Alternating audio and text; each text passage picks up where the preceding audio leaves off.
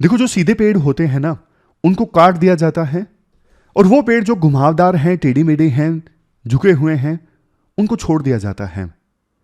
Public service के संदर्भ में ये बात बहुत ही ज्यादा एप्लीकेबल है। यूपीएससी ने इस पे क्वेश्चन पूछा था। जो ऑनेस्ट होते हैं, सिंसियर होते हैं, जो अपना काम ठीक से करते हैं, उनको देखो अनेकों चैलेंजेस का सामना करना पड़ता है सर्विस के दौरान। लेकिन देखो, वो जो करप्ट होते हैं, धोखेबाज होते हैं, वो कोई ना कोई तरीका ढूंढ लेते हैं सर्वाइवल का। वो एक ही जगह पे लगातार कई सालों तक बने रहते हैं, एक ही पोस्टिंग पे, लेकिन कोई उनका कुछ नहीं बिगाड़ पाता। आपको क्या लगता है, जो सिंसियर और ऑनेस्ट हैं, उन्हें भी डिसीटफुल प्रैक्टिसेस अपनानी चाहिए सर्वाइवल के लिए? देखो, जो ऑनेस्ट लोग हैं ना, उनको भी थोड़ा डिप्लोमेटिक तो होना चाहिए। डिप्लोमेटिक मतलब बिना कोई अनएथिकल काम किए, बिना नेशनल इंटरेस्ट के साथ कॉम्प्रोमाइज किए सरवाइव करना सीख लेना चाहिए। क्योंकि देखो, ऐसे लोगों को डिपार्टमेंट्स की, ऐसे लोगों को सरकार को, समाज को जरूरत होती है। इन्हीं लोगों के भरोसे वास्तव में सरकार चलती है, जो कुछ ना कुछ जनता के बारे में सोचते हैं, कुछ पॉलिसीज प्रोग्राम्स लेकर आते हैं, उनको इफेक्टिवली इंप्लीमेंट करते हैं। वैसे देखो, इस कोर्ट को ना एक अलग एंगल से देखें। वो लोग जो थोड़े इनोसेंट होते हैं, थोड़े स्ट्रेट फॉरवर्ड होते हैं, अगर पब्लिक सर्विस से हट के इसे देखें, नॉर्मल लाइफ में जो लोग थोड़े इनोसेंट होते हैं, स्ट्रेट फॉरवर्ड होते हैं, उनको लोग दबा लेते हैं, उनको लोग धोखा दे देते हैं। लेकिन जो चुपड़ी चुपड़ी बातें करें, जो ऊपर से कुछ और अंदर से कुछ और, वो अपना इंटरेस्ट साध लेते हैं। जो स्ट्रेट फॉरवर्ड हैं, ऑनेस्ट हैं, वो धोखा खा जाते हैं। लेकिन वास्तव में ऐसे लोग कई बार आपका भला चाह रहे होते हैं। लेकिन आजकल स्ट्रेट फॉरवर्डनेस और इनोसेंस कोई पसंद नहीं करता। आपकी क्या राय है इस बारे में, आप बताइए कमेंट बॉक्स में। डिस्कशन हम स्टार्ट करें। आज देखो, बहुत सारे अच्छे अच्छे आर्टिकल्स हम डिस्कस करेंगे। सबसे पहले चाइल्ड मैरिज से संबंधित आर्टिकल हम डिस्कस करेंगे। दूसरे नंबर पे आर्टिकल हम डिस्कस करेंगे सिक्योरिटी से संबंधित। दो आर्टिकल्स हैं, एक पार्लियामेंट में सिक्योरिटी ब्रीच, एक मैरीटाइम सिक्योरिटी। तीसरे नंबर पे आर्टिकल हम डिस्कस करेंगे ह्यूमन वर्सेस एनिमल कन्फ्लिक्ट से संबंधित। चलिए डिस्कशन स्टार्ट करते हैं। इसके बाद नेक्स्ट आर्टिकल हमारे देश में चाइल्ड मैरिजेस से संबंधित है। आप जीएस पेपर सेकंड के इस टॉपिक से आर्टिकल को रिलेट कर सकते हो। हाल ही में देखो, एक रिपोर्ट पब्लिश हुई लांसेट ग्लोबल हेल्थ की। इन्होंने बोला, हमारे देश में ना अभी भी 5 में से 1 लड़की की शादी जो है ना, वो बचपन में ही हो जाती है। लीगल एज जो है लड़कियों की शादी के लिए 18 साल, उससे पहले ही हो जाती है। इसके अलावा हर 6 में से 1 लड़के की शादी 21 साल जो लीगल एज है लड़कों की शादी के लिए, उससे पहले ही हो जाती है। वैसे देखो, सरकार एक बिल लेके आई थी लड़कियों की शादी की लीगल एज को 18 से बढ़ा के 21 करने के लिए, लेकिन वो बिल पास नहीं हुआ। और क्या कुछ है इस रिपोर्ट में, इस रिपोर्ट की कुछ और मुख्य बातें देखो। हमारे देश में चाइल्ड मैरिजेस पिछले कुछ सालों में काफी कम हो गई हैं, लेकिन अब जाके ना उतना तेजी से चाइल्ड मैरिजेस कम नहीं हो रही है, रेट बिल्कुल स्टैग्नेट हो गई है।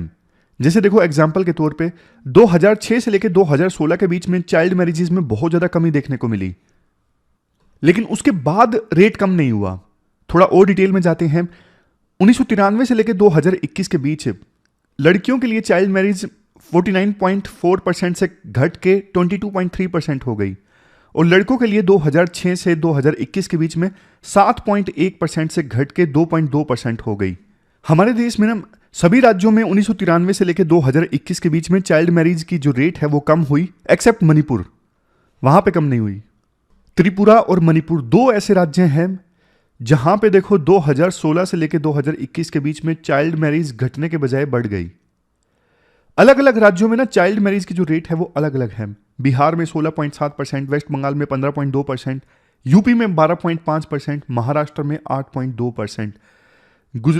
ये हमने लड़कियों की बात की, लड़कियों के लिए चाइल्ड मैरिज रेट, और लड़कों के लिए गुजरात में 29%, बिहार में 16.5%, ये लड़कों के लिए है।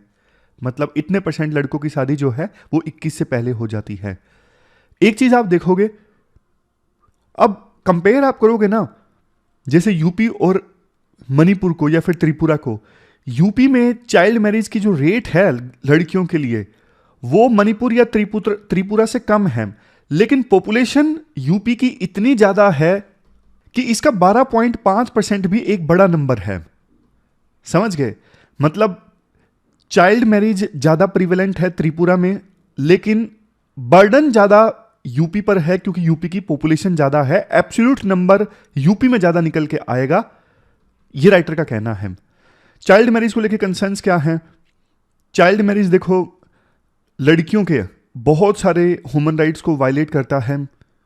लड़कों के भी राइट्स वायलेट होते हैं, लेकिन लड़कियों की चूंकि चाइल्ड मैरिज ज़्यादा होती है तो उनका right to education, right to protection from mental और physical abuse including rape and sexual exploitation, ये सारे जो राइट्स हैं वो वायलेट होते हैं। ये अगेंस्ट जेंडर इक्वलिटी है, क्योंकि देखो खास करके लड़कियों की जब शादी होती है ना, बचपन में ही पूरी तरह से मेल के ऊपर डिपेंडेंसीज आ जाती हैं, और इसके अलावा फ्यूचर जनरेशन्स पर भी इम्पैक्ट पड़ता है। लड़की की बचपन में शादी हो गई, उसके बाद बचपन में ही लड़की प्रेग्नेंट हो गई, एज अभी भी 18 से कम है, तो जो बच्चे का जन्म होगा वो बच्चा स्वस्थ नहीं होगा, क्योंकि इतनी जल्दी कंसीव कर लिया लड़की ने, अभी एज 18 की भी नहीं हुई है। इससे इकोनॉमी पर भी नेगेटिव इम्पैक्ट पड़ता है। जल्दी लड़का लड़की शादी कर लेंगे तो उनमें स्किल्स नहीं होगी, नॉलेज नहीं होगी, जॉब अपॉर्चुनिटीज़ को वो हासिल नहीं कर पाएंगे, एक्सेस नहीं कर पाएंगे। इसके अलावा बच्चों की कैसे ख्याल रखना है जन्म होने के बाद, वो उनको पता नहीं होगा, फैमिली प्लानिंग वो ठीक से नहीं कर सकेंगे। तो सरकार ने बहुत सारे स्टेप्स लिए हैं चाइल्ड मैरिजेस को प्रिवेंट करने के लिए। चाइल्ड मैरिज रिस्ट्रेंट एक्ट 1978 आया, इसमें बता दिया गया कि लड़कियों की शादी के लिए मैरिज जो लीगल एज है वो 18 है और लड़कों के लिए 21 है। 2006 में एक एक्ट आया, जितनी भी शादियां हमारे देश में होती हैं ना, उनको रजिस्टर करना जरूरी है, तभी वो मान्य होंगी। नेक्स्ट, सबला प्रोग्राम, ये वुमेन एंड चाइल्ड मिनिस्ट्री का प्रोग्राम है। इसमें 11 से 18 एज की लड़कियों को ना उनके राइट्स के बारे में बताया जाता है कि आपके क्या लीगल राइट्स हैं, including prohibition of child marriage act 2006। Even देखो पोक्सो एक्ट 2012 भी है। अगर किसी माइनर के साथ में सेक्सुअल कॉन्टैक्ट होता है ना, तो इसे रेप माना जाएगा पोक्सो एक्ट के अंतर्गत। इवन देखो 18 से कम की एज में अगर लड़की की शादी हो भी जाती है ना, तो सेक्सुअल कॉन्टैक्ट करने पर इसे रेप समझा जाएगा। इवन शादी हो गई है, परिवार वालों के द्वारा कर दी गई है, तो भी। सरकार ने हेल्पलाइंस दी हैं, अलग से चाइल्ड लाइन हेल्पलाइन है 1098, 24x7 हेल्पलाइन है बच्चों के लिए, इमरजेंसी सिचुएशन में यूज कर सकते हैं इस हेल्पलाइन का। इसके बाद नेक्स्ट है national commission for protection of child rights and यानी NCPCR। ये वो कमीशन है जो बच्चों की मैरिजेज और बच्चों के हित से संबंधित दूसरे मसलों पर काम करता है, दूसरे मसलों पर एक्टिविटीज कंडक्ट करता है और प्रोग्राम्स चलाता है। वे फॉरवर्ड में देखो ये कहा जाता है, सरकार का टारगेट ये है 2023 तक हमारे देश में चाइल्ड मैरिजेस को पूरी तरह से एलिमिनेट कर दिया जाए। तो इसके लिए नेशनल लेवल पे और स्टेट लेवल पे पॉलिसीज को और ज़्यादा मजबूत करने की आवश्यकता है। और चाइल्ड मैरिजेस को पूरी तरह से खत्म करना है ना, मल्टी प्रोन्स्ड अप्रोच की आवश्यकता है। मतलब सिर्फ 2-3 स्टेप लेने से काम नहीं चलेगा। आप एजुकेशन पे अच्छे ढंग से काम करो, पब्लिक इंफ्रास्ट्रक्चर फैसिलिटीज इंप्रूव करो, सोशल अवेयरनेस फैलाओ, इनइक्वालिटीज दूर करो। कानून स्ट्रोंग है, लेकिन उनका इंप्लीमेंटेशन स्ट्रोंग होना चाहिए, ताकि डर पैदा हो कि देखो चाइल्ड मैरिज की तो नुकसान हो जाएगा, बहुत बड़ा सजा भी हो सकती है। बेस्ट प्रैक्टिसेस अपनाओ। अगर किसी एक राज्य ने अच्छा काम किया है, जैसे देखो 2011 में शिवराज पाटिल कमेटी ने ना रिकमेंडेशंस दी थी चाइल्ड मैरिज को एलिमिनेट करने के लिए, तो इससे कर्नाटक में चाइल्ड मैरिजेस के केसेस काफ़ी कम हो गए हैं। तो दूसरे राज्य को सीखना चाहिए कि कर्नाटक ने कैसे चाइल्ड मैरिजेस के केसेस कम किए और हम कैसे कर सकते हैं। मतलब बेस्ट प्रैक्टिसेस जो हैं अलग अलग जगहों पर, उनसे सीखने की आवश्यकता है। इसके बाद देखो सिक्योरिटी से संबंधित जो 2 आर्टिकल्स हैं ना, उनको डिस्कस कर लेते हैं। पहला तो इंडिया की मैरीटाइम सिक्योरिटी से संबंधित, आप GS पेपर 3 के इस टॉपिक से आर्टिकल को रिलेट कर सकते हो। कंटेक्स्ट हमने 2 दिनों पहले डिस्कस किया था। ये जो रेड सी का एरिया है ना, यहाँ पे हाउथीज काफ़ी एक्टिव हैं। इजराइल गजा के बीच में, इजराइल और हमास के बीच में जो वार चल रहा है, और इजराइल ह्यूमैनिटेरियन एड नहीं आने दे रहा है गजा में, इसके विरोध में हाउथीज ने यह बोला कि रेड सी से इजराइल के जो शिप्स गुजरेंगे ना, उन पे हम अटैक करेंगे। बट देखो वो तो बाकी देशों के शिप्स को भी निशाना बना रहे हैं इस एरिया में, जिसकी वजह से काफ़ी नुकसान हो रहा है। हमने डिस्कस किया था कि घूम के शिप्स जा रहे हैं अफ्रीका से होके, उनको काफ़ी लंबा पड़ रहा है, चीज़ें महंगी होंगी, काफ़ी नुकसान होगा इससे। इस इशू पे ना अभी एक इनिशिएटिव बना है मल्टीनेशनल सिक्योरिटी इनिशिएटिव, और ऑपरेशन चलाया गया है 10 से ज़्यादा देशों के द्वारा मिलकर। ऑपरेशन का नाम है operation prosperity guardian. US led ये इनिशिएटिव है जिसमें UK, Bahrain, Canada, France, Italy, Netherland, Norway, Spain, Seychelles, ये सारे देश पार्टिसिपेट कर रहे हैं। मकसद ये है इस इनिशिएटिव का कि ये रेड सी वाला एरिया है ना, यहां पे पीस इस्टेब्लिश की जाए और हouthis दूसरे शिप्स को तंग ना कर पाए, ये इंश्योर करना। अब देखो इंडिया के लिए मैरीटाइम सिक्योरिटी कितनी इंपॉर्टेंट है, इंडिया क्या कर रहा है, क्या चैलेंजेस है, इस पे यूपीएससी क्वेश्चन पूछ सकती है। सबसे पहले बात करते हैं significance of maritime security for India. India की कोस्ट लाइन देखो बहुत बड़ी है, 7500 किलोमीटर के आसपास, और इसलिए इंडिया वल्नरेबल भी काफ़ी है। मुंबई में हमला हुआ था 2008 में, टेररिस्ट कहाँ से आए थे, वाया सी रूट आए थे। Next, critical infrastructure. इंडिया का देखो क्रिटिकल इंफ्रास्ट्रक्चर है मैरीटाइम डोमेन में, जैसे अंडर सी केबल्स हैं जिनसे इंटरनेट चलता है, बहुत सारे एनर्जी रिसोर्सेज को हम एक्सप्लोर कर रहे हैं। तो अगर हमने मैरीटाइम सिक्योरिटी पर नहीं ध्यान दिया तो हमारा जो क्रिटिकल इंफ्रास्ट्रक्चर है वो खतरे में आ जाएगा। नेक्स्ट है मैरीटाइम ट्रेड। इंडिया देखो जो ट्रेड करता है ना, 90% बाय वॉल्यूम्स ट्रेड सी रूट से होता है, और वैल्यू के हिसाब से देखें तो इंडिया 70% जो ट्रेड है वो सी से करता है। और बात सिर्फ इंडिया की नहीं है, ज़्यादातर देश जिनके पास इतना बढ़िया कोस्ट है ना जैसा इंडिया के पास है, वो सी से ही ट्रेड करते हैं, सी रूट्स के थ्रू, जो कि सस्ता पड़ता है। तो इसलिए सी लेंस ऑफ कम्युनिकेशन को सिक्योर करना ये 21वीं शताब्दी का एक बहुत इंपॉर्टेंट इशू है, जिसपे इंडिया ने काफी बार कंसर्न्स भी रेज किए हैं G20 समेत दूसरे प्लेटफॉर्म्स पर। Next, Jio political and geo strategic consideration. जैसे देखो इंडियन ओशन में चाइना जो है इंडिया को घेरने की कोशिश कर रहा है अपनी स्ट्रिंग ऑफ पर्ल्स की थ्योरी से, स्ट्रेटजी से। इस स्ट्रेटजी में क्या है, चाइना देखो इंडिया को घेरने के लिए ना इंडिया के पड़ोसी देशों में पोर्ट्स इस्टेब्लिश करता जा रहा है, जैसे श्रीलंका में हम्बनटोटा पोर्ट, ग्वादार पोर्ट, पाकिस्तान में, ताकि समय आने पर इन पोर्ट्स को मिलिट्री फैसिलिटीज के लिए यूज किया जा सके और यहीं से इंडिया के ऊपर अटैक किया जा सके। तो जियो पॉलिटिकल ऑब्जेक्टिव्स के लिए भी देखें तो मैरीटाइम सिक्योरिटी इंडिया के लिए बहुत सिग्निफिकेंट है। Next, exclusive economic zone. अब देखो इंडिया का जो कोस्ट है ये 200 नॉटिकल माइल्स तक का एरिया है ना, ये इंडिया का एक्सक्लूसिव इकोनॉमिक जोन है। यहां पे इंडिया के पास राइट है, एक्सक्लूसिव राइट है 200 नॉटिकल माइल्स तक के एरिया में सभी प्रकार के लिविंग या फिर नॉन लिविंग रिसोर्सेज को एक्सप्लोर करने का। यह है चाइना की स्ट्रिंग ऑफ पर्ल्स की स्ट्रेटेजी। ये तो ग्वादार पोर्ट, फिर मालदीव में पोर्ट, श्रीलंका में हम्बनटोटा पोर्ट, बांग्लादेश में, इस प्रकार से हमारे आस पड़ोस में ना हर जगह चाइना पोर्ट बनाता जा रहा है।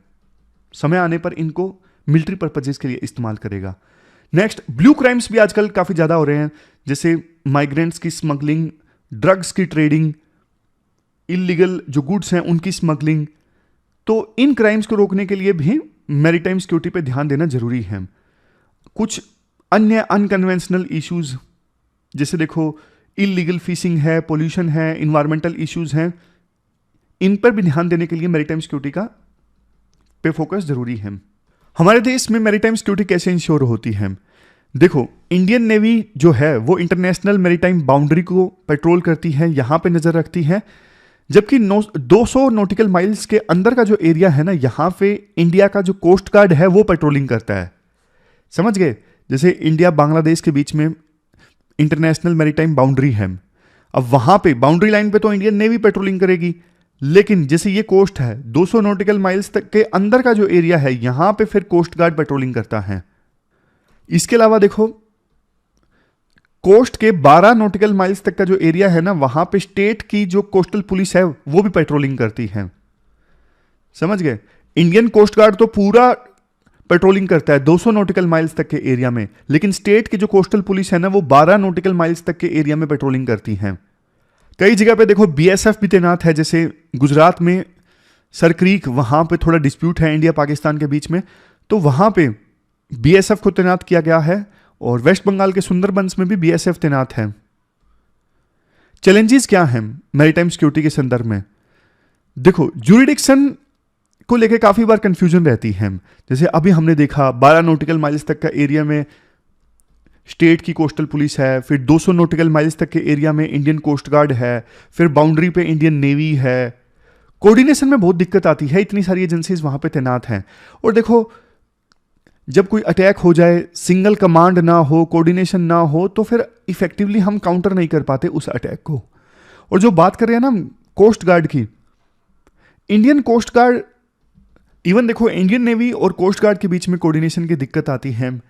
जैसे जो इंडियन नेवी है वो देखो डिपार्टमेंट ऑफ मिलिट्री अफेयर्स के अंदर काम करती है, लेकिन इंडियन कोस्ट गार्ड जो है उनको मिनिस्ट्री ऑफ डिफेंस के अंडर डाला गया। वैसे देखो डिपार्टमेंट ऑफ मिलिट्री अफेयर्स भी मिनिस्ट्री ऑफ डिफेंस के अंदर आता है, लेकिन अलग अलग डिपार्टमेंट्स हैं, तो इस वजह से ना कोऑर्डिनेशन नहीं हो पाता। इसके बाद देखो जो इंडियन कोस्ट गार्ड है ना, दुश्मन से लड़ना उसकी प्राइमरी ड्यूटी नहीं है। ये तो 200 नॉटिकल माइल्स तक के एरिया में कोई क्राइम हो, कोई और किसी को रेस्क्यू करना हो, मेनली उसके लिए ये बॉडी बनी थी इंडियन कोस्ट गार्ड। अदरवाइज देखो दूसरे देश के जो आतंकी हैं वो हमला करते हैं, तो शायद बेस्ट सूटेबल बॉडी नहीं है इंडियन कोस्ट गार्ड आतंकियों से लड़ने के लिए। या तो आप इस बॉडी को और ज़्यादा सक्षम बनाओ, कैपेबल बनाओ, और जो दूसरे इश्यूज हैं वो इस बॉडी से ले लो, दूसरे काम इस बॉडी से ले लो। इसके बाद देखो जो हमने पहले डिस्कस किया, ये सारे क्राइम्स बढ़ रहे हैं इंटरनेशनल वाटर में भी, piracy, drug trafficking, human smuggling, pollution, accidental mines, accidents, mines, closure of choke points, interstate conflicts और अलग अलग रीजन्स में टेरिटोरियल डिस्प्यूट्स। जैसे देखो चाइना और यूएस के बीच में टेंशंस हैं, ईस्ट चाइना सी में ताइवान को लेकर टेंशंस हैं, चाइना एग्रेशन दिखाता है, मिलिट्री आइलैंड्स को मिलिटराइज करता जा रहा है। इसके अलावा रेड सी में हमने देखा किस प्रकार से अभी हाउथीज के द्वारा अटैक किया जा रहा है शिप्स को, तो ये भी चैलेंजेस हैं। इंफ्रास्ट्रक्चर कंस्ट्रेंट्स हैं, जैसे देखो इंडिया में ना एक इंफॉर्मेशन फ्यूजन सेंटर है, इंफॉर्मेशन फ्यूजन सेंटर IUR। अब इस सेंटर में जो कि गुरुग्राम में है, विभिन्न देशों के जो लाइजनिंग वाले ऑफिसर्स हैं ना वो बैठते हैं, मिल के काम करता है ये सेंटर। इंडियन ओशन से संबंधित ना इंफॉर्मेशन कलेक्ट करता है, कौन सा शिप जा रहा है, कौन सा आ रहा है, कोई खतरा तो नहीं है, सारी चीज़ें, सारी इंफॉर्मेशन इस सेंटर में बैठ के कंपाइल की जाती हैं। तो अलग अलग देशों के ऑफिसर यहाँ पे बैठते हैं, तो उन देशों को भी ये इंफॉर्मेशन मिल जाती है। लेकिन अब कुछ देश ये बोल रहे हैं कि हमारा भी यहाँ पे लाइजनिंग वाला ऑफिसर बैठने दीजिए। इंडिया कहता है कि अभी हमारे पास स्पेस नहीं है, इंफ्रास्ट्रक्चर नहीं है, बाद में आपके ऑफिसर को हम आने देंगे। कुछ इनिशिएटिव्स जो इंडिया ने चलाए हैं मैरीटाइम सिक्योरिटी को इंश्योर करने के लिए, सागर मतलब security and growth for all in the region, मतलब सभी देशों की सिक्योरिटी सुनिश्चित हो इंडियन ओशन में, सभी देशों की ग्रोथ सुनिश्चित हो। उसी प्रकार का इनिशिएटिव है इंडो पैसिफिक के लिए, है इंडो पैसिफिक ओशन इनिशिएटिव। इसमें क्या है, जितने भी देश हैं उन सब के लिए सिक्योरिटी एंड स्टेबिलिटी को सुनिश्चित करना, ये मकसद है इंडो पैसिफिक ओशन इनिशिएटिव का। फिर ये information fusion centre Indian Ocean region, ये तो मैंने आपको बताया गुरुग्राम में है, और मकसद ये है मैरीटाइम सिक्योरिटी सेंटर है एक प्रकार से, मैरीटाइम सिक्योरिटी से संबंधित सारी जो इंफॉर्मेशन है वो कंपाइल होती है इस सेंटर में। इंडियन नेवी के द्वारा ये होस्ट किया जाता है और अलग अलग देश अपना ऑफिसर यहाँ पे भेजते हैं। Next, Indo Pacific partnership for maritime domain awareness initiative.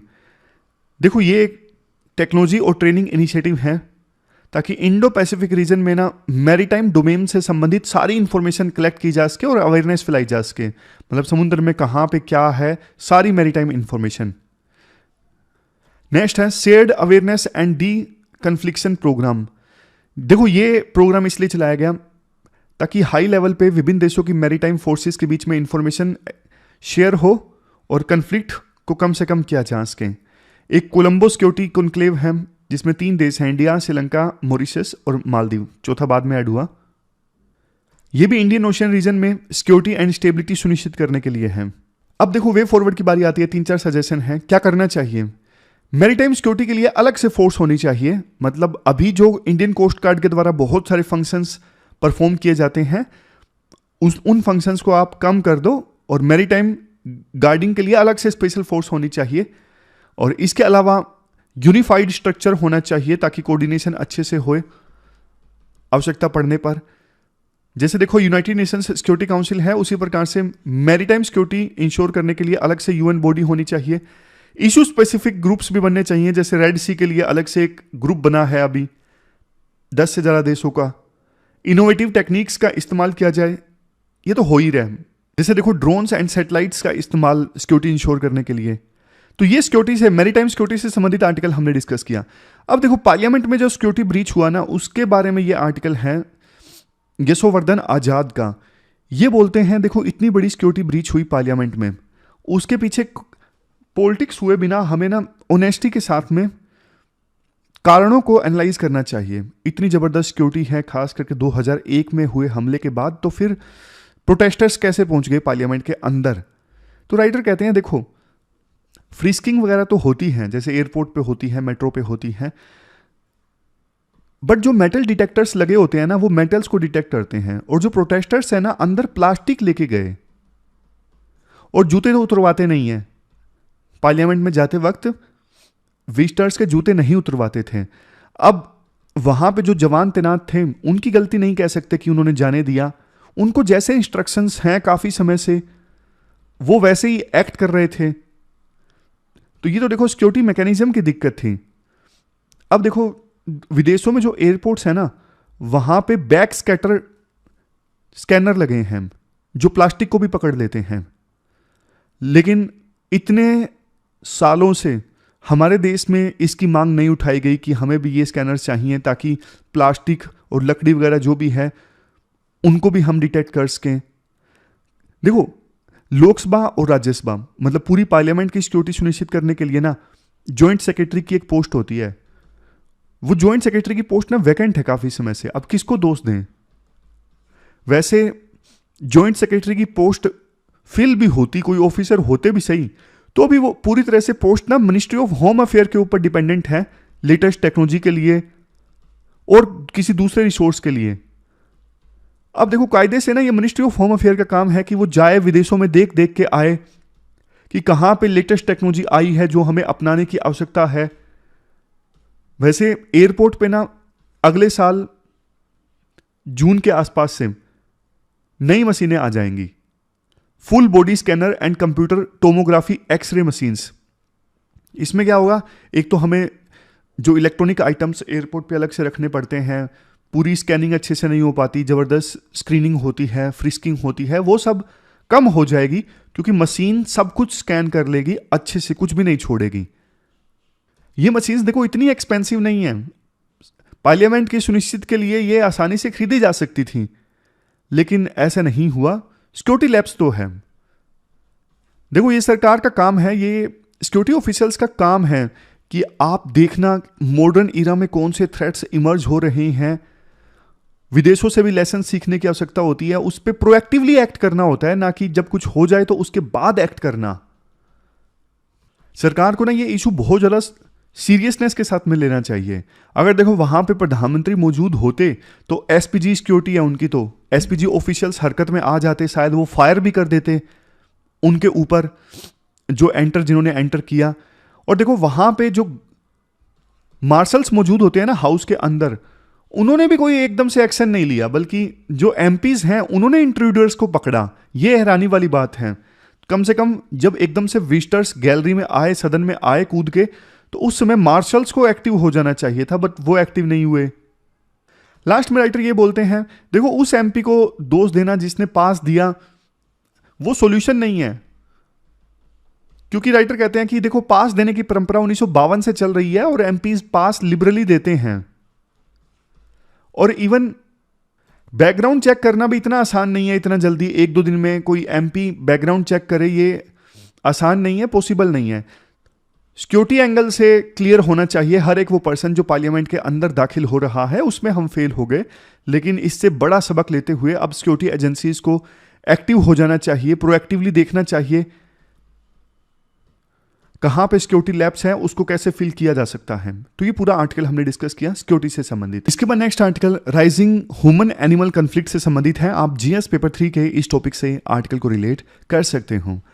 हाल ही में देखो खबर आई, मैसूरू एंड चामराजनगर डिस्ट्रिक्ट्स जो कर्नाटक में है, यहां पे 5 लोगों की डेथ हो गई पिछले 3 महीनों में, क्योंकि देखो यहां पे ना टाइगर्स की संख्या इंक्रीज हो गई है।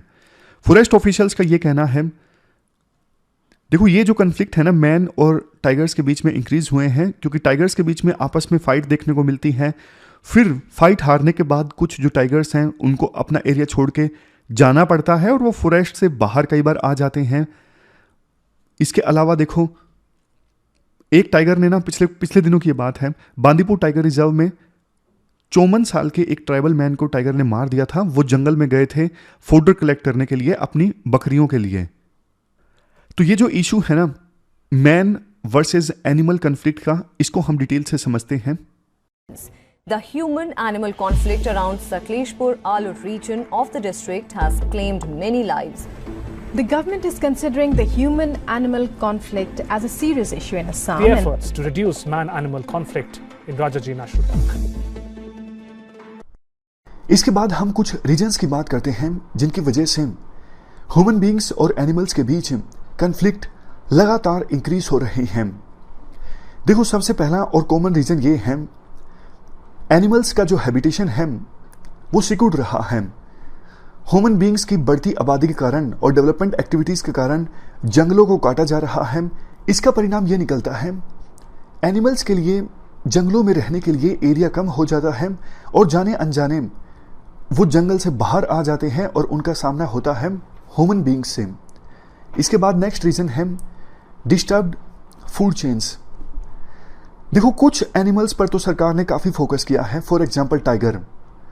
ऐसे एनिमल्स की संख्या पहले के अपेक्षाकृत इंक्रीज हुई है, लेकिन अब बड़े हुए टाइगर्स की जो संख्या है उनके लिए पर्याप्त मात्रा में प्रे नहीं है, शिकार नहीं है, तो उन्हें मजबूरी में जंगल से बाहर आना पड़ता है शिकार की तलाश में, और इस वजह से उनका ह्यूमन बीइंग से सामना हो जाता है। यहां पे कन्फ्लिक्ट जनरेट होता है। नेक्स्ट देखो जैसा हमने डिस्कस किया, बढ़ती हुई आबादी के कारण जंगलों के तुरंत बाहर जैसे national parks, wild life sanctuaries, उनके तुरंत आउटसाइड वाले एरिया में आपको खेत देखने को मिल जाएंगे। अब काफी सारे एनिमल्स ऐसे हैं जैसे एलिफेंट्स, वो जब खेतों में खड़ी किसानों की फसलों को खाते हैं जो कि उनको काफी न्यूट्रिशियस लगती है, तो ऐसी सिचुएशन में किसानों के बीच और एलिफेंट्स के बीच कन्फ्लिक्ट पैदा हो जाता है। नेक्स्ट पॉइंट, जब देखो फॉरेस्ट में सूखा आता है या फिर बाढ़ आती है और कोई दूसरे प्रकार की कैलेमिटी आती है, तब भी जानवर खाने की तलाश में, पानी की तलाश में और शेल्टर की तलाश में जंगलों से बाहर आ जाते हैं और कन्फ्लिक्ट पैदा हो जाता है। Next point, accidental deaths. अब जैसे देखो डेवलपमेंट एक्टिविटीज बढ़ी हैं, इंफ्रास्ट्रक्चर इंक्रीज हुआ है, तो बहुत से जंगल ऐसे हैं जिनके बीचों बीच रेलवे लाइन गुजरती हैं, रोड गुजरते हैं, इलेक्ट्रिक वायर्स गुजरती हैं, तो कई बार एक्सीडेंटल डेथ्स भी एनिमल्स की हो जाती हैं, जैसे ट्रेन के नीचे आने से, किसी व्हीकल के नीचे आने से या फिर करंट लगने से। तो ये हमने बात की रीजन्स की। अगर देखो अब कंसिक्वेंसेस की बात करें, इन बढ़ते कन्फ्लिक्ट्स का कंसिक्वेंस क्या निकलता है। देखो जाने तो दोनों की जाती ही हैं, एनिमल्स की भी और ह्यूमन बीइंग्स की भी, लेकिन इन कन्फ्लिक्ट्स के कारण फॉरेस्ट में और फॉरेस्ट के आसपास जो लोग रहते हैं उनकी एनिमल्स के प्रति एक नफरत का भाव पैदा हो जाता है, जिसकी वजह से कन्फ्लिक्ट्स और ज्यादा होने लगते हैं और ये विशियस साइकिल चल पड़ता है। कुछ लोग देखो इसे एक डिबेट की शक्ल दे देते हैं, ह्यूमन बीइंग्स वर्सेस एनिमल्स। देखो अर्थ पर जितना हक ह्यूमन बीइंग्स का है उतना ही हक एनिमल्स का ही है, तो हमें ऐसा तो कोई रास्ता निकालना ही होगा जिससे दोनों को एग्जिस्ट कर सकें। वैसे छोटे छोटे और भी पॉइंट्स आप लिख सकते हो, जैसे प्रॉपर्टी का नुकसान होता है, जैसे खड़ी फसल जो है वो बहुत बार नील गाय या फिर एलिफेंट्स जो हैं उनको नुकसान पहुंचा देते हैं। लेकिन क्वेश्चन ये उठता है, क्या सरकार कुछ कर रही है इन बढ़ते कन्फ्लिक्ट्स को रोकने के लिए? अगर आंसर हाँ है, तो फिर ये कन्फ्लिक्ट्स आखिरकार रुक क्यों नहीं रहे हैं और क्या और किया जाना चाहिए? लेकिन क्या किया जाना चाहिए वो हम बाद में डिस्कस करेंगे। अभी बात करते हैं सरकार आखिरकार कर क्या रही है। हाल ही में national board of wild life की एक स्टैंडिंग कमेटी के द्वारा एक एडवाइजरी को अप्रूवल दिया गया ह्यूमन वाइल्ड लाइफ कन्फ्लिक्ट को टैकल करने के लिए, जिसमें देखो सबसे ज्यादा मुख्य बात यह है जो लोकल ग्राम पंचायत हैं उनको ज्यादा शक्तियां दी जाएं, उनको एम्पावर किया जाए। वाइल्ड लाइफ प्रोटेक्शन एक्ट 1972 के सेक्शन 11 क्लास 1B के तहत जो वाइल्ड एनिमल्स प्रॉब्लम क्रिएट करते हैं उनसे निपटने के लिए समझ गए? मतलब लोकल पंचायत को ज़्यादा इन्वॉल्व किया जाए प्रॉब्लमेटिक वाइल्ड लाइफ एनिमल्स से डील करने के लिए। दूसरा, जंगल के अंदर ही प्रॉपर वाटर सोर्सेज और फोडर की व्यवस्था की जाए ताकि खाने की तलाश में जो एनिमल्स हैं वो जंगल से बाहर ना आए। अगर देखो एनिमल्स फसल को नुकसान पहुंचा भी देते हैं तो प्रधानमंत्री फसल बीमा योजना के तहत किसानों को क्रॉप कंपनसेशन जल्द से जल्द मिलना चाहिए। और काफ़ी बार जो ह्यूमन बींग्स और एनिमल्स के बीच कन्फ्लिक्ट के कारण इंसान की जान चली जाती है तो उसके लिए भी फैमिली को कंपनसेशन जल्द से जल्द मिलना चाहिए। इनिशियल अमाउंट तो 24 घंटे के अंदर मिलना चाहिए। देखो, इंसान तो वापस नहीं आ सकता, लेकिन कंपनसेशन की रकम अगर तुरंत मिलती है 24 घंटे के अंदर तो थोड़ा सा जख्म जो है वो जरूर भरा जा सकता है। नेक्स्ट, बहुत बार जैसा होता है कि एक्सीडेंट्स के कारण एनिमल्स की डेथ हो जाती है, तो इसके लिए प्रॉपर बैरियर लगा के रखा जाए, अर्ली वार्निंग सिस्टम की भी व्यवस्था की जाए। इसके अलावा देखो एडवाइजरी में और छोटे छोटे बहुत सारे पॉइंट्स हैं, जैसे फॉरेस्ट डिपार्टमेंट उन स्पॉट्स की, उन लोकेशंस की पहचान करे जहां पे पास्ट में एनिमल्स और मैन के बीच कन्फ्लिक्ट हुए हैं, क्योंकि उन लोकेशंस पर आगे भी कन्फ्लिक्ट हो सकते हैं। नेक्स्ट, गांव वालों में प्रॉपर टोल फ्री नंबर को प्रचारित किया जाए ताकि कभी भी उन्हें कोई एनिमल दिखे जो फॉरेस्ट से बाहर आ गया है, जिनसे इंसान को खतरा है, तो फॉरेस्ट डिपार्टमेंट को इसके बारे में जल्द से जल्द सूचित किया जाए। तो ये जो एडवाइजरी थी इसे अब अप्रूवल दे दिया गया है national board of wild life की स्टैंडिंग कमेटी के द्वारा। इसके अलावा भी देखो एक national wild life action plan है 2017 से लेके 2031 तक के लिए। इस national wild life action plan में भी काफ़ी सारी गाइडलाइंस दी गई हैं ह्यूमन वाइल्ड लाइफ कॉन्फ्लिक्ट को कम करने के लिए। इस एक्शन प्लान में सबसे मुख्य गाइडलाइन तो ये है, ह्यूमन वाइल्ड लाइफ कॉन्फ्लिक्ट जहाँ पर भी होता है उसका एक डेटाबेस मेंटेन किया जाए। ये डेटाबेस स्टेट लेवल पर, रीजनल लेवल पर और नेशनल लेवल पर अलग अलग मेंटेन किया जाए।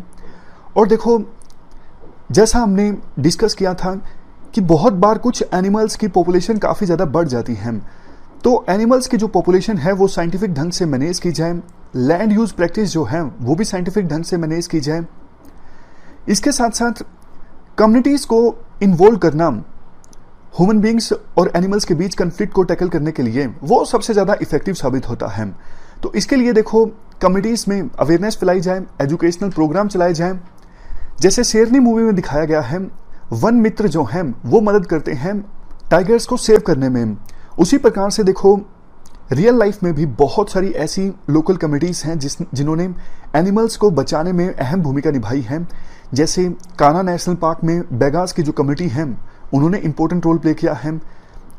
सोलिगास इन बीआरटी टाइगर रिजर्व और बिश्नोई ट्राइब ऑफ राजस्थान, ये वो ट्राइब्स हैं, वो कम्युनिटीज़ हैं जिन्होंने एनिमल्स को प्रिजर्व करने में बहुत अच्छा काम किया है।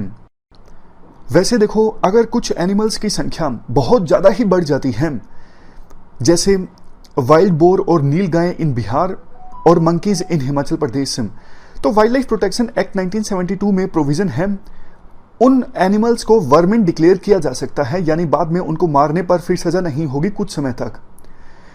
मास स्टेरिलाइजेशन ड्राइव भी चलाया जा सकता है ताकि एनिमल्स की संख्या, कुछ एनिमल्स की संख्या अगर बहुत ज़्यादा बढ़ चुकी है तो उनकी पॉपुलेशन ग्रोथ को कंट्रोल किया जा सके।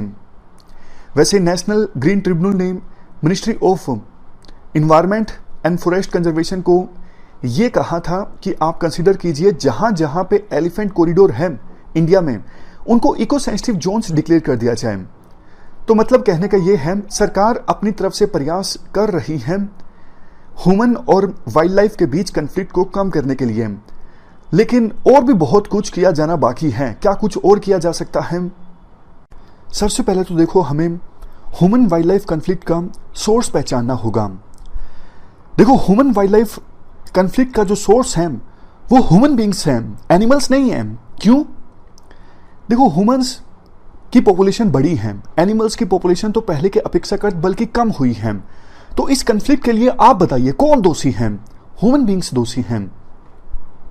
दूसरा, कम्युनिटी सेंट्रिक मैनेजमेंट और कंजर्वेशन पे हमें ध्यान देना होगा। जैसा हमने पहले भी डिस्कस किया कि कुछ नेशनल पार्क्स और वाइल्ड लाइफ सेंचुरीज में और आसपास लोकल कमिटीज ने एनिमल्स के कंजर्वेशन में इंपॉर्टेंट रोल प्ले किया है, तो बाकी जगहों पर भी इन एग्जाम्पल्स को हमें रेप्लिकेट करना होगा। और एनिमल्स को कंजर्व करने के लिए हमें लैंडस्केप लेवल मैनेजमेंट की स्ट्रेटजी अपनानी होगी।